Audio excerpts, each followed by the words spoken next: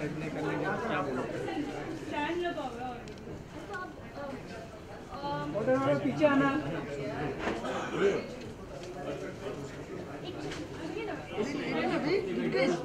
Lock तो छोटा है, स्पीकर पे डाला तूने ऑडियो। कब से काम कर रहा है, 15 दिन है।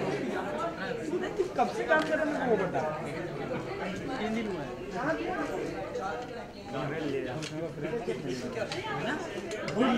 डाक डाक में कैमरा गिरेगा भाई।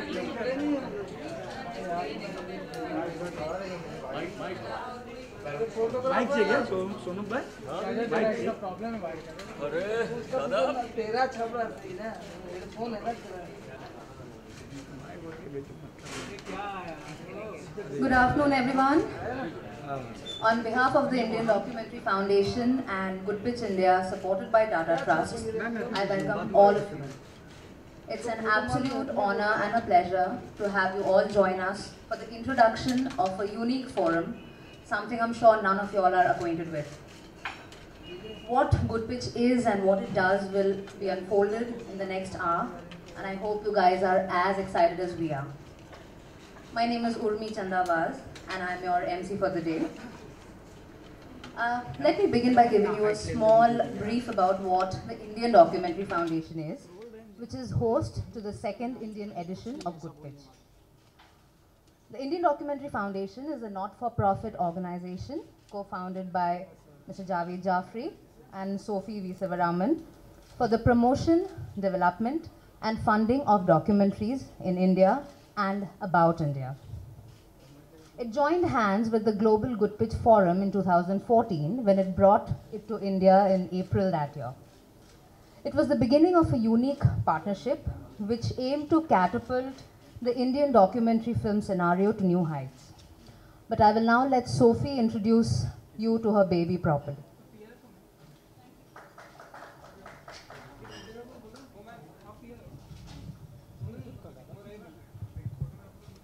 Thank you, Urmi.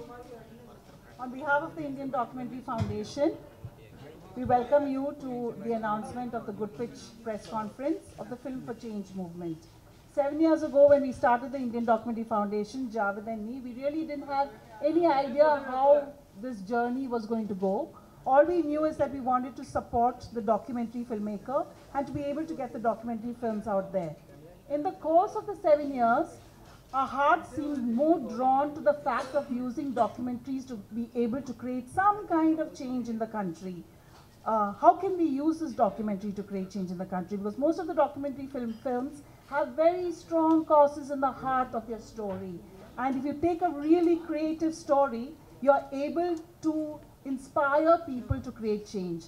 In the course of this journey, we found that if you take one cause, there could be a non-profit, there could be a foundation, there could be a philanthropist, there could be a media house, all working around that cause. So we said, okay, let's bring a film into that center and use that film to be able to unite this lot, to be able to take that change forward. And that's how that progress happened.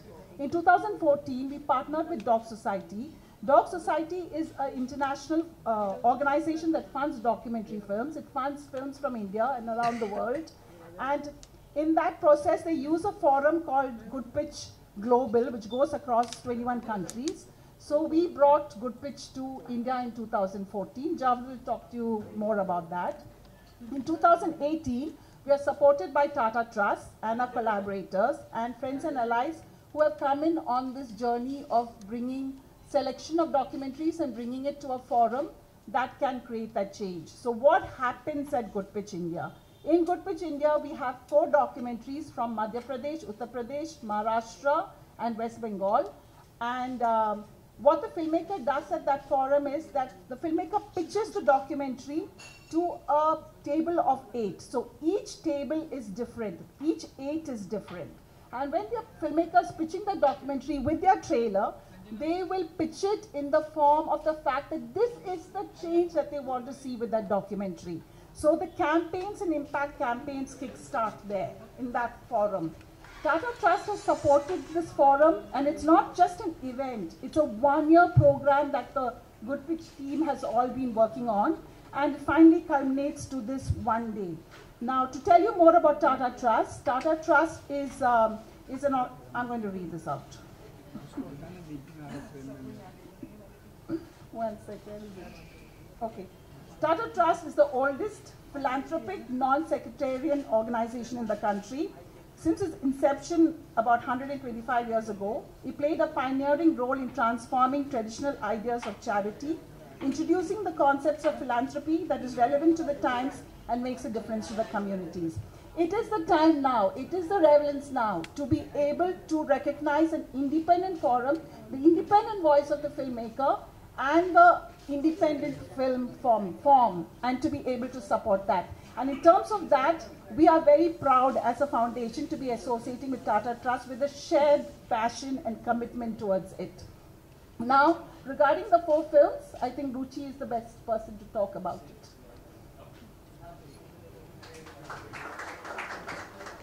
Called me to be part of the forum. I was very excited because it straddled 2 aspects, films that I love and social change. So finally coming towards doing something meaningful with the films that we work on.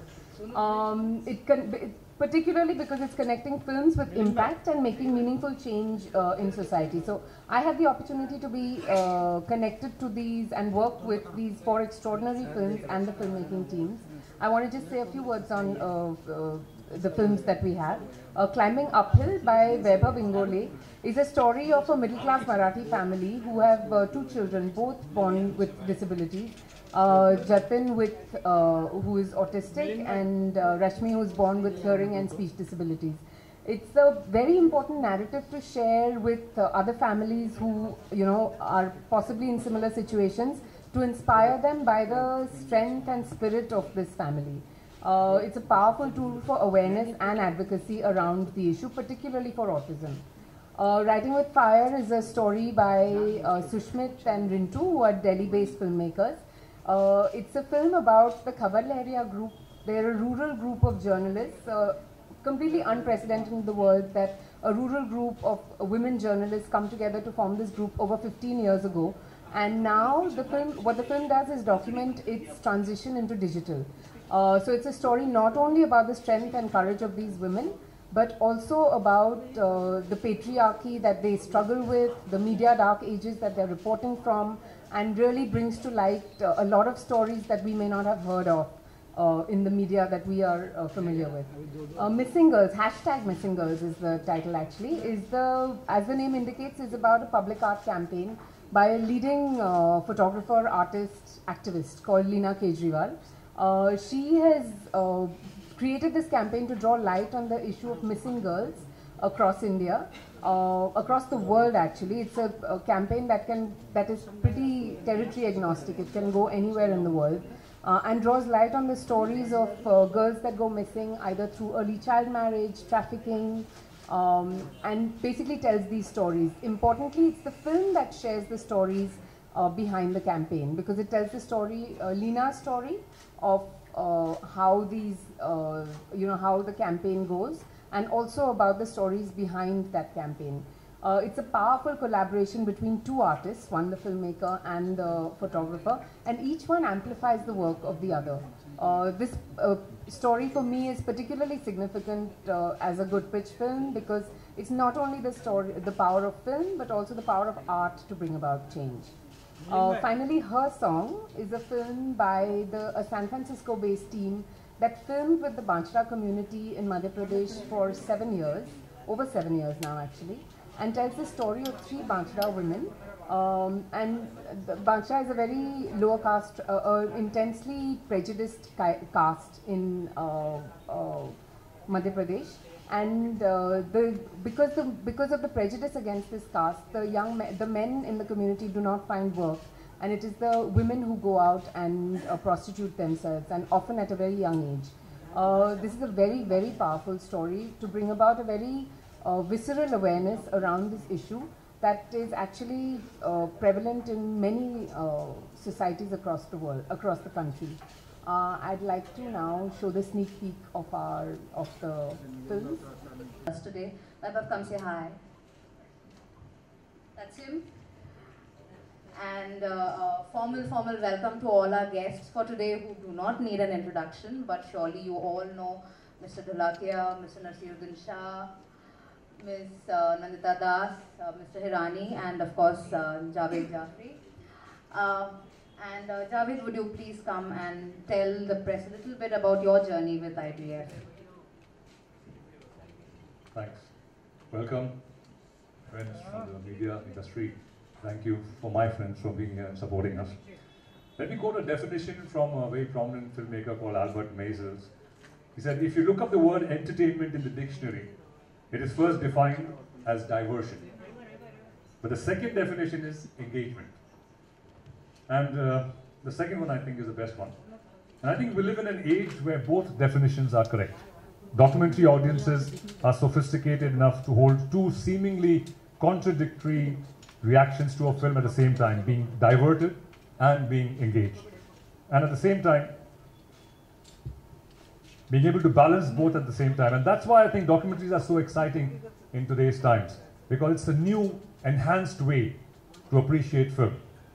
India, like we all know, is a vibrant nation whose strength lies in its commitment to equal rights to speech, religious, economic freedoms, and which enrich the lives of all citizens. India is not only the world's largest democracy, it's also a secular, pluralistic society committed to inclusive growth.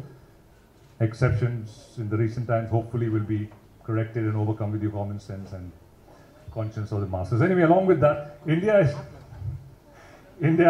along with that, is also an abode of stories.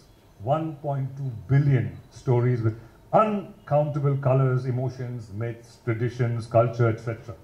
Some of the best documentaries about India, which you may or may not have seen, have been things like The World Before Her, Inside the Mahakumbh, India Untouched, Bollywood, The Greatest Love Story Ever Told, Born into Brothels, Children on the Pyre, Gulabi Gang, Smile Pinky, Superman of Maligaon, and of course the highly controversial Ram Ke Naam and Final Solution. And we started seeing documentaries that were depicting truth in an enhanced and stylized way. And what I think was going on was the human eye was changing. The way people could see reality as it mediated on a screen was transforming in a way that was actually quite fantastic. And it was entertaining and truthful at the same time. When documentaries can use the technology and skills that we normally associate with artists, with the ability to craft narratives and shoot cinematically compelling images, and use those skills in real life settings to tell important real life stories, then we've entered a highly evolved realm. And that's where we are at with docs these days, with filmmakers creating non-fiction works that are entertaining because they are both diverting and engaging. I personally have always admired non-fiction filmmaking. It's an absolute raw with naked emotions and a vulnerable story narrated as it is. And thankfully, with the burgeoning and unrestricted world of the internet and platforms like YouTube and Amazon and Netflix, the bottleneck has opened out into a vast ocean of limitless possibilities. So here's to the future of documentaries, and if you haven't watched any, you should start watching them.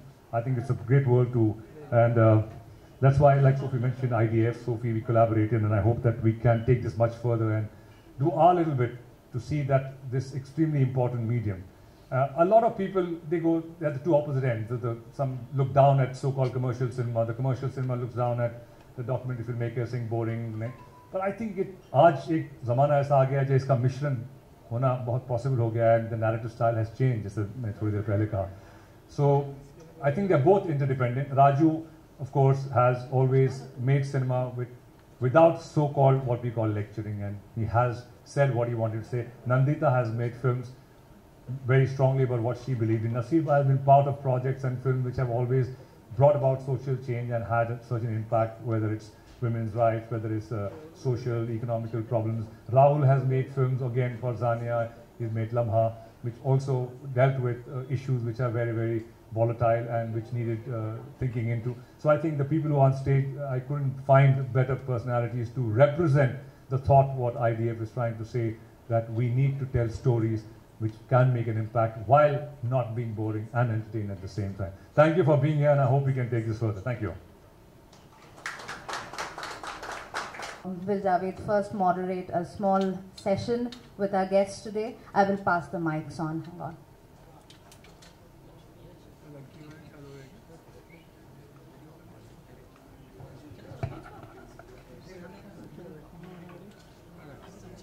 ये सोनू भाई इनसे क्यों नहीं करते audio? Arun यहीं से करते। हाँ यहीं से करते।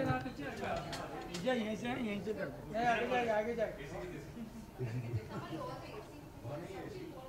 संजना आजा पीछे।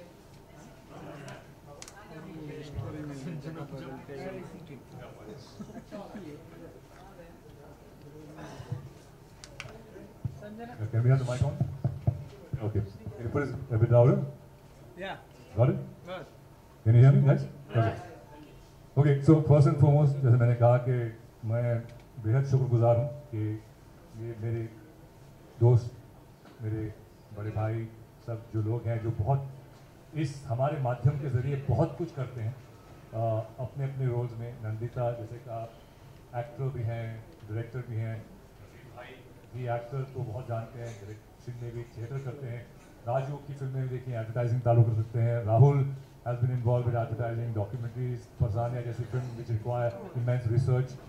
सो why I think it's important for them to speak about today is they have put their money where their mouth is, and their actions and their time and their effort.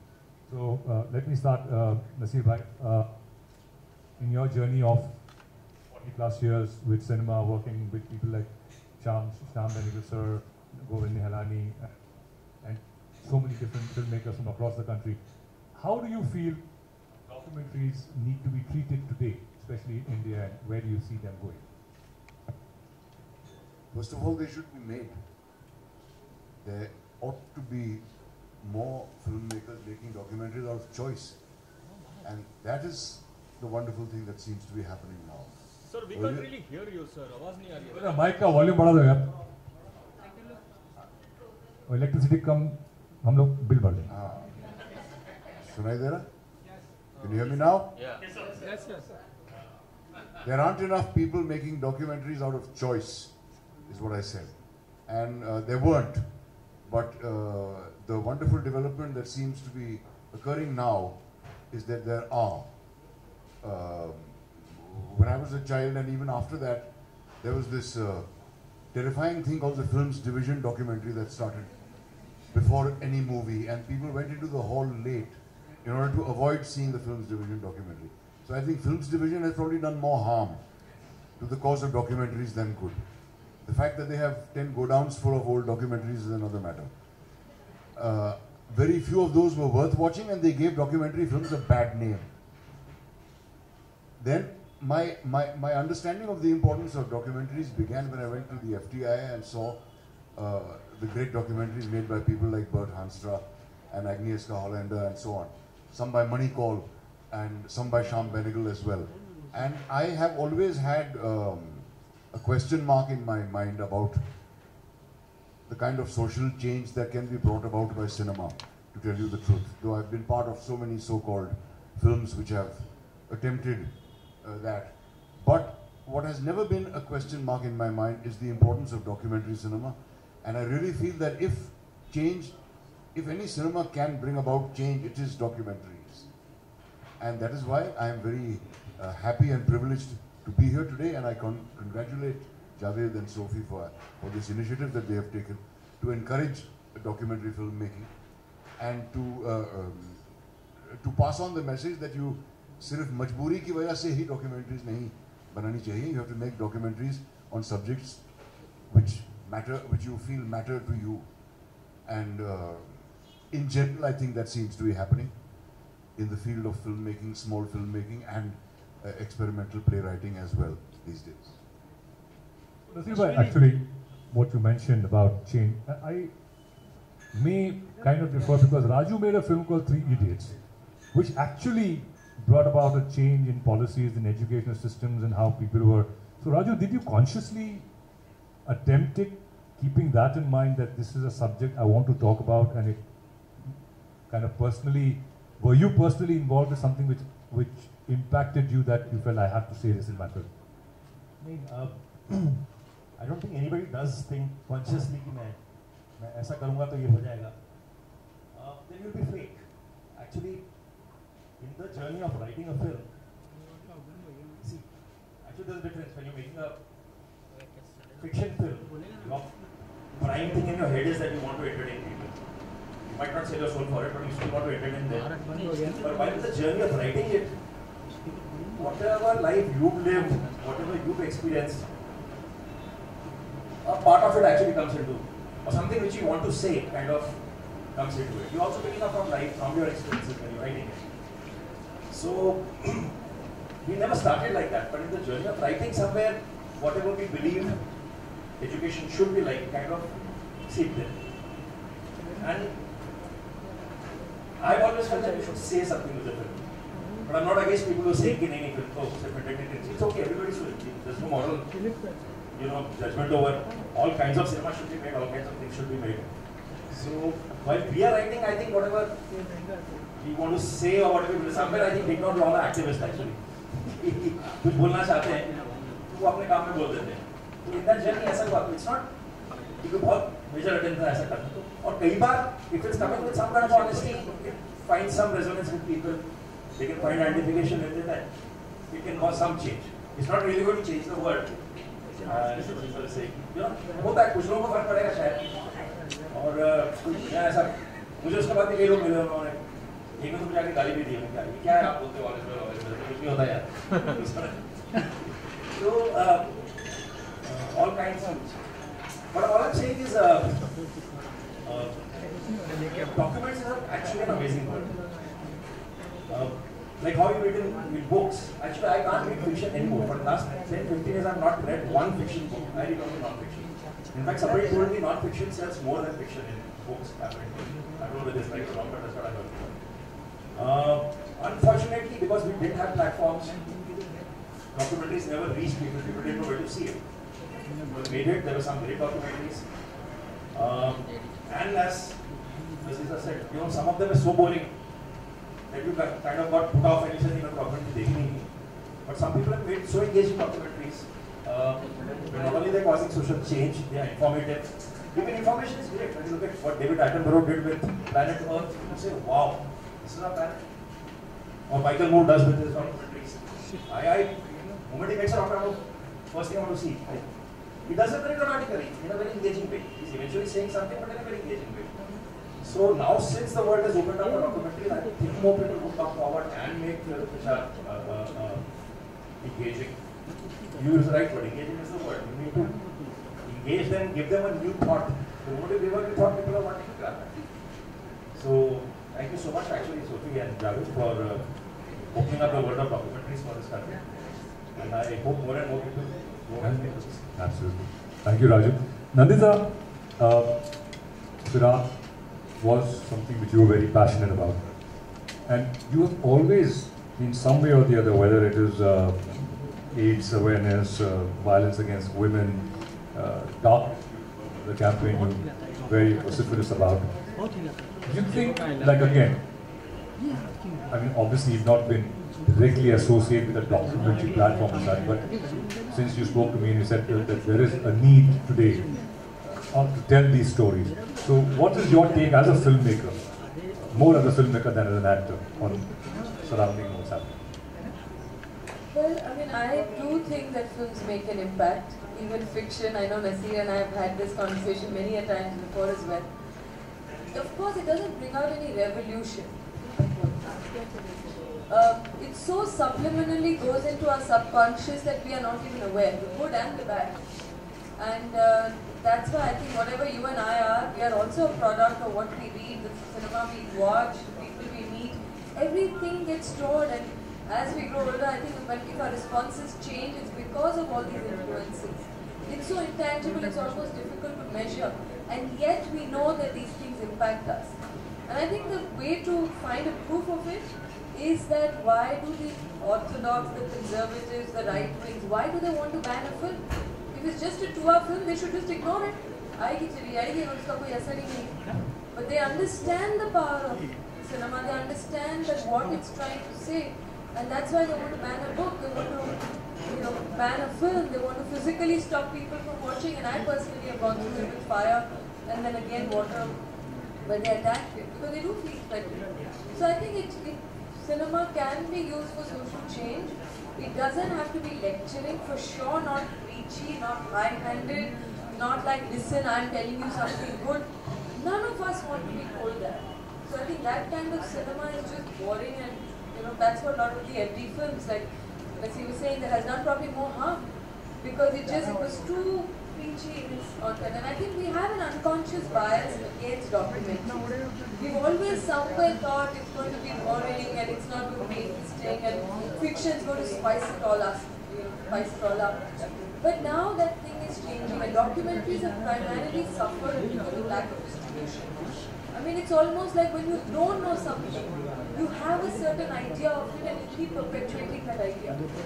Those of us who have actually seen interesting documentaries feel that it's a fascinating medium. Whether you're talking about Michael Moore's film, or you just reminded me that Mariam Jani had done Rat Catcher, which was an amazing film that we all saw in the world before her. There was a film called Fire in the Blood about the AIDS thing. I mean, living in Delhi, actually, I saw a lot more documentaries. Fire in the Blood actually is a very powerful patenting of life-saving. Patenting of life-saving films for HIV/AIDS, and the nexus between pharmaceutical companies and corporates. And in fact, in times where investigative journalism is actually decreasing, where we are now talking about alternate facts and post-truth, some strange terms are coming up. We don't know what is real, what is not real. In fact, we need more investigative documentaries because they go deeper into it. It requires a lot of time. You're not going to waste so much of time to bring out falseness. It's actually a journey of finding the truth of something. So therefore, in our times, the times we are living in, when we don't know what is really true, what is false, are we reading the right things, are we watching the right channels, the importance of documentaries in fact has increased, because today we need more nuanced understanding of things. It's not about for and against, something that will deeply explore a particular subject. And India being such a wide, there are so many stories, such a huge country with so much diversity. Like in this Khabar Lahariya, what you talked about, I remember releasing one of their reports, and it's a fantastic initiative where women who have not been trained in journalism are doing in UP, in a small little district. Women who have been housewives and just doing work at home have suddenly now gotten out. They're journalists, they're printing their own paper, they're going and distributing. So these kind of incredible stories actually would be very exciting, and we have to find ways to distribute. I was just in Calcutta yesterday. There's a documentary on Amartya Sen that has been made called An Argumentative Indian. And all of us know a certain side of Amartya Sen, but wouldn't we want to know more? What makes him the economist, the philosopher, what are his thoughts about everything? And Shumon Ghosh, the director, is struggling to find distribution in Delhi and Bombay. So I think together, if we create that kind of a climate where documentaries is seen differently and we find platforms to show it, would be great. I mean, there are hardly any that are actually released. So much power is needed today to release because the marketing platforms remain the same. So many of the documentaries that I saw in my growing up years were not for release, they were like in small private screenings in special auditoriums. So I think the media would play such a big role in creating that kind of an awareness. So thanks Javed and Sophie. If I may butt in, I think it's too much to hope for that someday documentaries will show in theatres and people will flock to see them. I don't know if that will happen, but I think the importance of documentaries is for the sake of posterity. You may just find that the idealism with which you've gone into it being a little shaken by the fate that the documentaries meet. Because I think it is too much to hope for that people will actually buy tickets to go and see like en masse. But I don't think that okay, I understand. But if you look today in England, there are at least 15 or 20% cinema screens which actually keep screening documentaries, and people actually go and watch them. It's just involving the audience to. Yeah, sure. I'm not knocking your effort. There are also in England about 500 theatres which are full every night. So I don't think we can quite equate, But, no, I'm just being the devil's advocate, that is all. But on Netflix, I believe documentaries are in fact more sought after. Because people don't get to see documentaries on Netflix, I've been told that they are the most sought after are the documentaries. Right.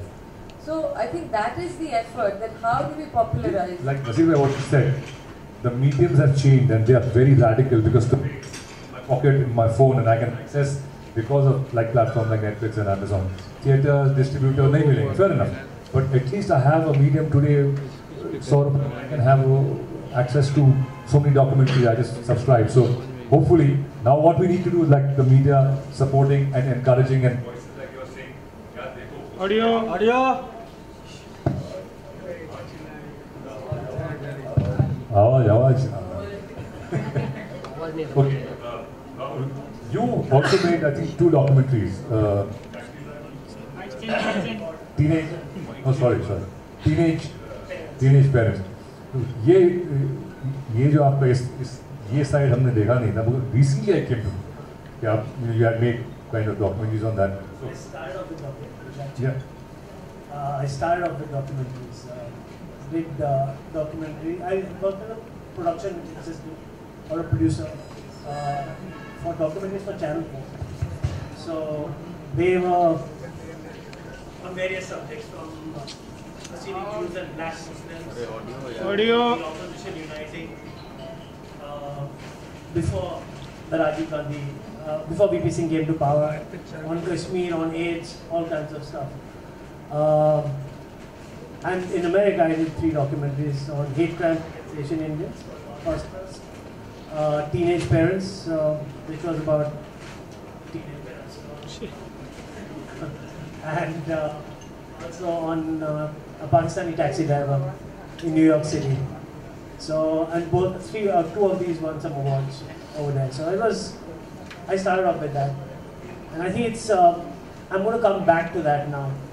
As far as, because in today's times, there's so many stories you want to say, and you start censoring yourself.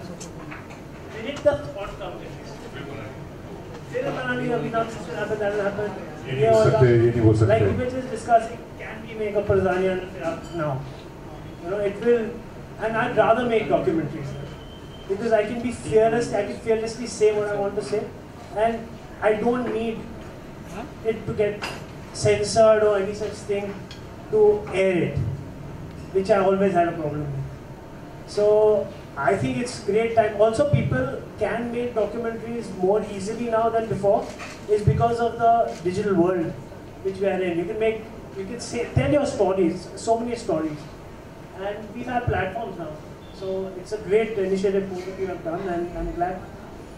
Yeah. Well, we hope these documentaries stay, and I think media support is very important, that you all give that space and a little bit of time and encouragement to these filmmakers who spend sometimes years in researching, taking risks to their lives, going into territories which actually really big people have actually been threatened and sometimes been beaten up, some of the documentary filmmakers, but they have managed to bring about policy changes. There was a film called A Pestering Journey about the effect of pesticides on the farmers and their families. It was huge. It was totally devastating to see kids with these huge heads. It was called a cancer train. Every day it used to come. And that actually brought about some changes in quality control of pesticides, GMOs, etc. So I think this is a good movement. We are just catalysts, and I hope that y'all can be part of it too. And if y'all have anything to ask any of these revered, wonderful guests of ours, I'll open it to you guys for a bit, and then we can take it. Raju sir, do you think instead of making a commercial film with Ranbir Kapoor, had you made a simple documentary on Sanjay Dutt's life, would it have attracted enough buzz in the market? See, certain subjects will be more engaging if they are done in a fiction format. Certain subjects would be able to probably say more in a documentary format. Like what I want to do, actually, I'll tell you. I have met PK, and PK was the only film actually that started the reverse, as Javed was saying, where I wanted to talk about God and religion. But in the journey of making that film, I ended up realizing that I ended up talking very little about it. There's so much to talk about God and religion that you cannot actually, in a fictional film format, say how much you want to say. Because in a fiction format, you are expected that you have to sugarcoat your story, entertain them, and still manage to say what you want to say. So at some stage, I do want to make a documentary I think I've said a lot of unsaid things, there are lots unsaid in PK. So I want to do a documentary where you can bang on straight face, say what you want to say.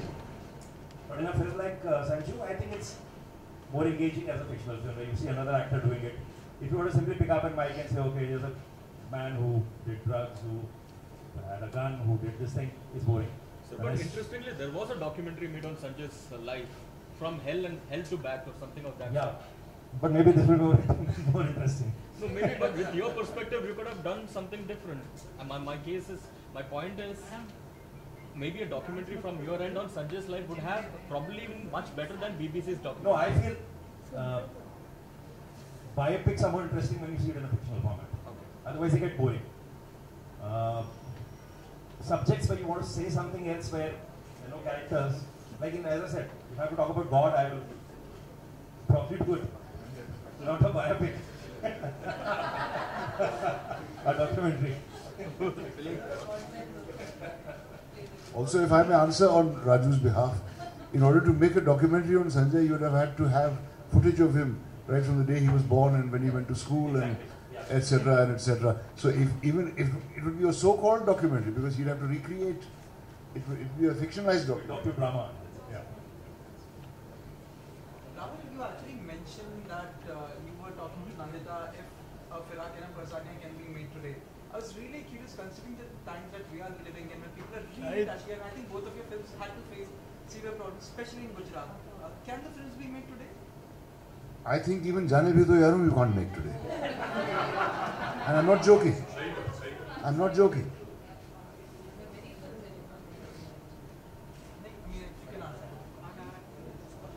Alright, I think I'll make it as a documentary again, because you can't make it as a feature film.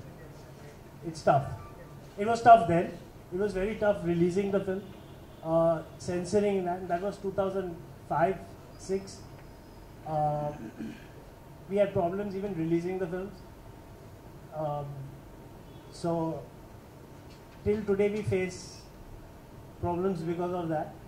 And considering the way everyone is so sensitive to everything, it's almost impossible to tell something and people take it in the right way. You know, because the whole purpose is not like, for example, and people forget about it. Like if you make something today, they'll either, like even that time they said, I remember in IFFI when we screened the film, they said the film is made with Dowd's money. So if in 2005 they were talking, look at today's stands. Padmavati you cannot make sense. It's a question of Parzania.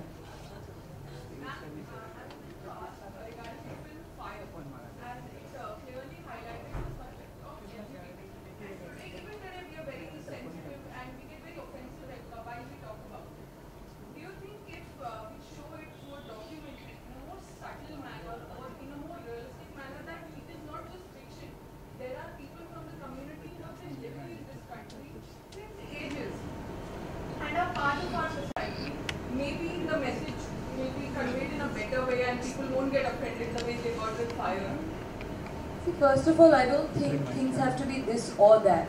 There is a place for fiction, there is a place for short film, there is a place for documentary. All of this can exist and should exist. The point is that all the rest exists, this hasn't found its space. So when we are here championing the cause of documentary, it's not for or against fiction film, like in books. So you have fiction stories, you have non-fiction, you have short stories, and all of them should exist. When a place for a particular genre starts shrinking and you feel that what about those stories? So I mean, like Fire was made and it was about homosexuality. In fact, it's one film that I feel had a more tangible impact. Since in the last 20 years, if there is more conversation about LGBT, 377 is being questioned, was repealed by the Delhi High Court. Somewhere I think Fire did sow the seed of that. The fact that it brought that whole subject in the public domain, it triggered certain questions about it. And there are documentaries on LGBT issues. So this is such a vast area that I hope that we won't oversimplify it and say whether this should be fiction. Both will have its own impact and have its own, like as he was saying, There are some films that need to be for posterity. All films actually now for posterity. But we want to see a more in-depth story and something that would maybe cover various issues of LGBT, and yet we want to be moved by a particular story and take from it what each of us will take different things. So it's not an either-or situation, how I see it. Yeah, Erin Brockovich was a good example of how a film made an impact and changes in policies. Yeah. Okay, so I think we've covered anything else. No, my last question, which was Sir, difference between short film and a documentary. Short films are more to commercial inputs. Short films are short. Documentaries can be short or long. I think they're different formats. When you say short films, formats, documentaries can be short, long. Short films can be fiction, can be documentaries. Okay. Thank you for that interesting question. Okay. Okay. So I'm directing with three short films. Getting one more. I have directed.